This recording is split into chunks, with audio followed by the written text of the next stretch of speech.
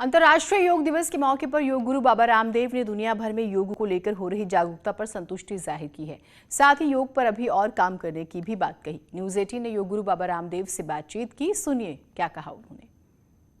के मौके पर आज सुबह से ही योग किया जा रहा है। सुबह 5 बजे से बाबा रामदेव जो हैं वो लगातार इन योगियों के साथ यहाँ पर योग करते हुए नजर आ रहे हैं। लेकिन 45 साल से ऊपर हो गए, ये बात मैं जानती हूँ आपको। योग 45 साल से ज्यादा योग करते हुए गए, मैं तो 55 का हो गया हूँ। मैं वही कह रही, 45 साल से ज्यादा का समय आपको योग करते हुए हो गया है। तो आज जो अनुभूति है वो कैसी है जब देखा आपने कि छोटे छोटे बच्चे भी जो है वो योग कर रहे हैं?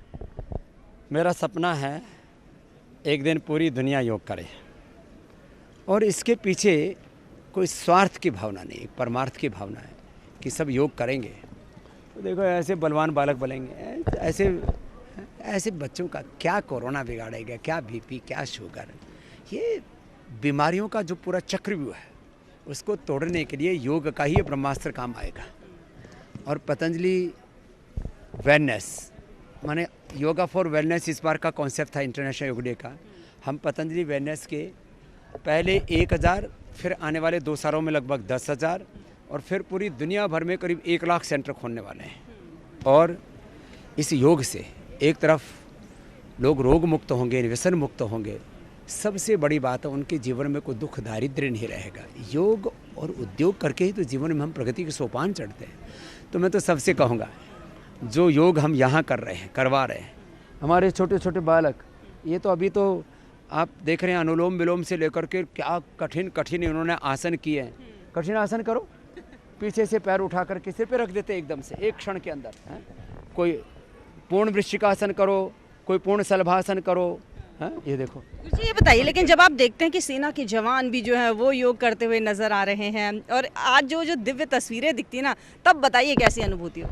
देखो अनुभूति तो एक ही है कि अब ये पूरा योगमय संसार देख करके लगता है कि धरा पर स्वर्ग का अवतरण हो गया है। और ये ही मैं चाहता था। आज से जब 27-28 साल पहले मैं हरिद्वार आया था, तब यहाँ के लोग भी कहते थे अब ये बाबाओं का तो पेट ही इतना मोटा से शुरू होता है। तो मुझे तो बाबाओं ने रिजेक्ट कर दिया था। माने मैं पहली बार जब हर की पौड़ी पर था, मुझे धक्का मार के निकाल दिया, बोले हट परे को, तो बाबा जैसा लगता ही नहीं है। अब सब लोग बाबा जैसे होना चाहते हैं। लेकिन ये बताइए गुरुजी मुझे, आप अभी आपको लगता है और काम किया जाना बाकी है? एजुकेशन में, हेल्थ में और जीवन के सभी क्षेत्रों में, शिक्षा में, चिकित्सा में, खेती बाड़ी से लेकर बिजनेस व्यापार से लेकर के जीवन के हर क्षेत्र में योग अनिवार्य होना चाहिए। तंत्र में और जीवन में लोग व्रत लेकर के योग व्रती बने। मैं कहता हूँ एक दिन का योग नहीं कि इंटरनेशनल योग डे पर एक दिन कर लिया और ठीक है। हर दिन का योग हमारा व्रत बने, संकल्प बने। और इसके लिए मैंने सबको आज संकल्प दिलाया कि हम सब योग करेंगे।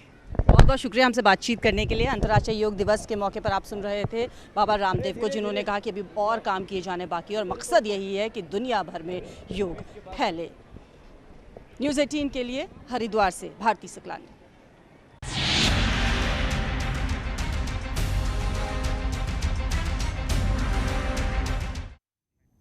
और अब बात करेंगे सियासी खबरों की। तो मिशन 2022 को लेकर लखनऊ में बीजेपी का आज एक बार फिर से महामंथन शुरू हो रहा है। राष्ट्रीय संगठन महामंत्री बीएल संतोष और प्रदेश प्रभारी राधा मोहन सिंह 3 दिन के दौरे पर लखनऊ कुछ देर में पहुंच रहे हैं। 23 जून तक दोनों संगठन और सरकार के कामकाज की समीक्षा करेंगे। दोनों नेताओं का 1 महीने में ये दूसरा दौरा है। मंथन के दौरान 2022 का रोड मैप तैयार किया जाएगा। इससे पहले बीएल संतोष ने सरकार और संगठन का फीडबैक राष्ट्रीय अध्यक्ष जेपी नड्डा को भी सौंपा था।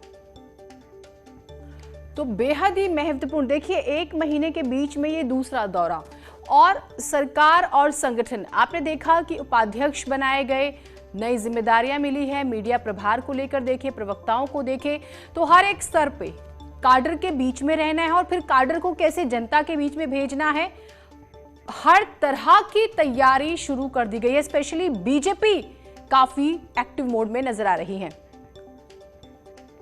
और अनामिका हमारे साथ, हमारी सहयोगी जुड़ी हुई हैं। अनामिका, आज के इस महामंथन के बारे में बताइएगा, क्या चर्चा है वहां ग्राउंड पर? और देखिए बीएल संतोष आज एक बार फिर से 3 दिवसीय दौरे के लिए आ रहे हैं। आज, कल और परसों दोपहर तक जो उनका कार्यक्रम है वो स्थानीय बैठकों के लिए आरक्षित रखा गया है।